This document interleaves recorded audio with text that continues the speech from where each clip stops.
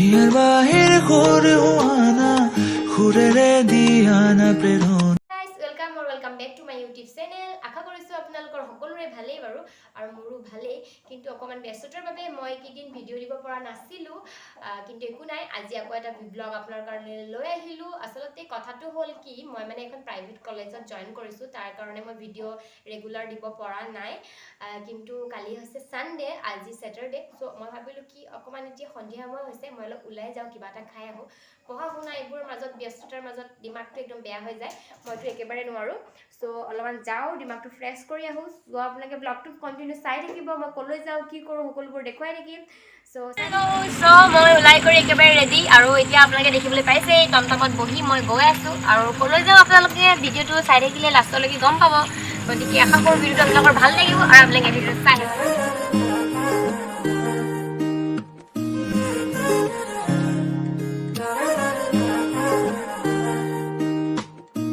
হিয়াৰ বাহিৰ ঘুৰে আনা ইমান ৰাতিখন মই ক'ত গৈ আছোঁ, ৰাতি মানে এতিয়া সন্ধিয়া আছে, আৰু আমাৰ এইফালে অলপ অলপ ঠাণ্ডা পৰিছে বাৰু, আপোনালোকৰ এইফালে পৰিছে নাই জনাব কিন্তু কমেণ্টত।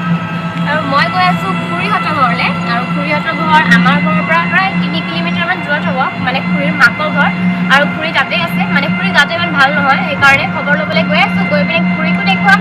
গতিকে মোৰ খুৰীক আপোনালোকে চিনি পাবই, মোৰ আগৰ ব্লগবোৰত খুৰী আছে, আৰু আজি আকৌ আপোনালোকক দেখুৱাই দিম।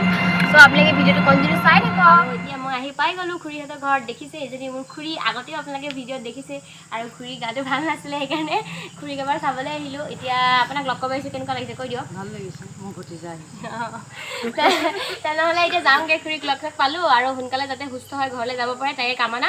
গতিকে আপোনালোকে ভিডিঅ'টো চাই থাকক, একেবাৰে ঘৰত পাই গ'লোঁ, আৰু কাপোৰ কানি সলোৱাই নাই, দেখিছে নহয়। কাপোৰ কানি সলাই লওঁ, তাৰপাছত অকণমান ভাত পানী বনাম চাগে, কিয়নো কালিটো ছানডে। সো এতিয়া ৰাতি আজি বনাব পাৰিম, নহ'লে বায়ে বনাব লাগে। গতিকে চাওঁ, আজি যদি মই পাৰোঁ বনাম, আৰু যদি কিবা বনাওঁ মই আপোনালোকক নিশ্চয় দেখুৱাম কি বনাইছোঁ। গতিকে ভিডিঅ'টো চাই থাকক। এয়া মোৰ হৈ আছে মাছ তৰকাৰী, আৰু প্ৰায় হ'বহি। সো মই কেনেকৈ বনালোঁ এইটো দেখুওৱা নাই, মই কি বনাওঁ দেখাই দিম। তো এইটো হৈ গ'ল, তো একেবাৰে ভাত পানী খাই লওঁ, তাৰপাছত আপোনালোকক। সো এতিয়া ৰাতি হৈ গ'ল, আৰু ভাত পানী খাই মই আজৰি।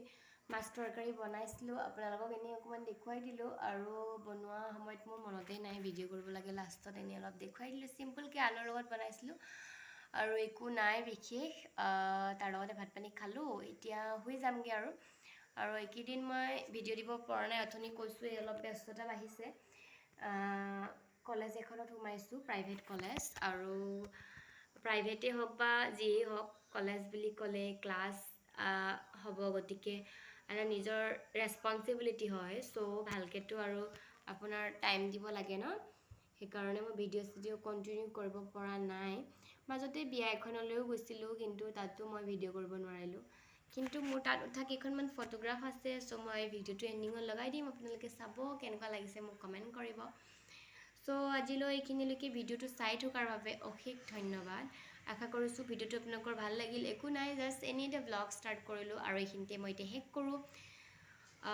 চ' যদি ভাল লাগিল দেন লাইক কৰিব, শ্বেয়াৰ কৰিব, কমেণ্ট কৰিব, আৰু যদি এতিয়ালৈকে মোৰ চেনেলটো ছাবস্ক্ৰাইব কৰা নাই, কি চাই আছে, ছাবস্ক্ৰাইব কৰি দিয়ক। ছাবস্ক্ৰাইবটো একেবাৰে ফ্ৰী।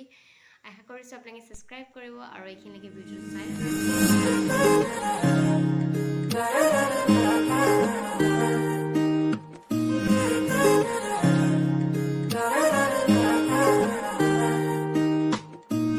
হিয়াৰ বাহিৰ ঘুৰে আনা ঘুৰে ৰে দিয়ানা।